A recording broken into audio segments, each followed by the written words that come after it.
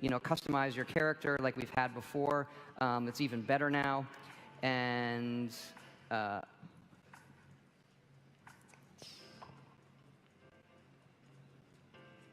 let's go a little bit. You get to take your ID badge. We've added this photo mode in the game that's really, really cool. The photo mode allows you to change your field of view, zoom in, zoom out. You'll see all the filters that are coming up. You can do this both here when you take your badge. It's like a training tutorial for it. And then you can do it anytime you want out in the wild with your friends, with dead enemies, with live enemies. We have also added this to our load screen system. There's not a lot of loads in our game, but when you fast travel, there's a little one. And so any of the pictures you've taken there will pop up like a random deck along with our curated photos. This came out of a game jam. We do these game jams in the middle of projects to see what new features we want to try to add in, and this was one of our favorite ones. Yeah, it turned out really, really great. And fun for socially shareable stuff too, even Exactly. offline. You kind of with your friends. And so, again, you make your character as a whole host of it. You can take pictures where you want. You can also, anytime in the game, change how your character looks.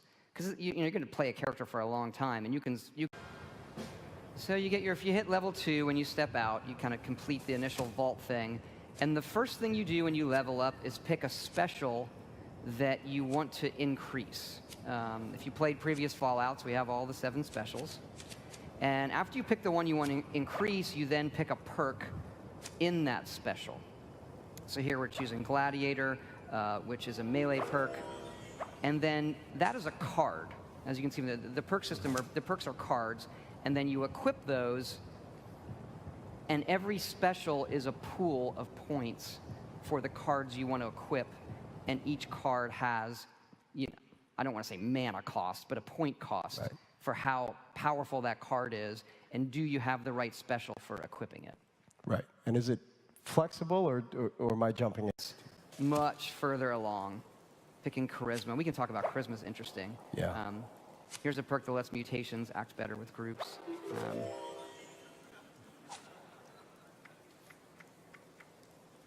And so you can pick any perk that you meet the requirements for when you level up. There's no randomness there. And here's what it looks like with a character that's further along. We've upped the cap for each special to 15 from 10. That allows better balance for which cards you're equipping. And the cards right now go from 1 point up to 5 points in power. And then as you level up, more cards become available.